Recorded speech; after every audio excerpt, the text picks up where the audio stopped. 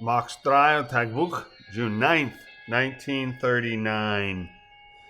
In my nearly 60 years, I have done many exceedingly stupid things, but tonight I nearly made my biggest blunder. I nearly told Louisa what I had allowed Joe to do. She was rhapsodizing and romanticizing our amphibious wonder and wondering why others could not see his beauty, why our clientele look upon his uniqueness as deformity and aberration rather than diversity and a manifestation of God's handiwork. So searing was Louisa's gaze, so prophetic her words. I feared I stood before Cassandra. I knew Louisa saw all I had done, all I had failed to prevent, that she knew each of my sins visited upon Drew, both those of commission and omission.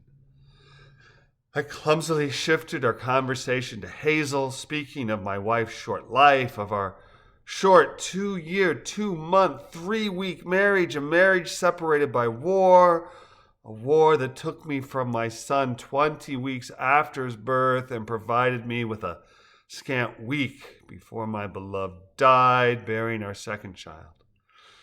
I even told her that my name is Robert, that Bibi is merely my nom de monster. I know Louisa sensed how hideous to my heart Drew was.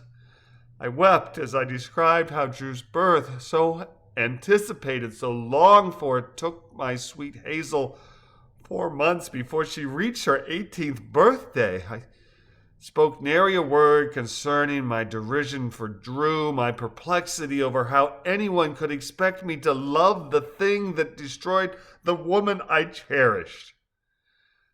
I spoke not the words, but in Louisa's eyes I saw the disgust she felt for a man who provides material for his daughter while giving her no crumb of affection. I felt Louisa's disgust, this same self-disgust that existed as a low-grade fever while Drew lived, that has since erupted into a fire of delirium since her untimely passing. No, I did not speak of Drew's uniqueness, nor of my inability to cherish her even as I cherished her brother Jode. I did not touch on my inability to see in her what I saw in him, a continuation of Hazel, wondrous wife and marvelous mother, whose beautiful life was truncated by Drew's coming into existence. I spoke not of it, but I know Louisa heard every tortured whisper that rattles within my brain.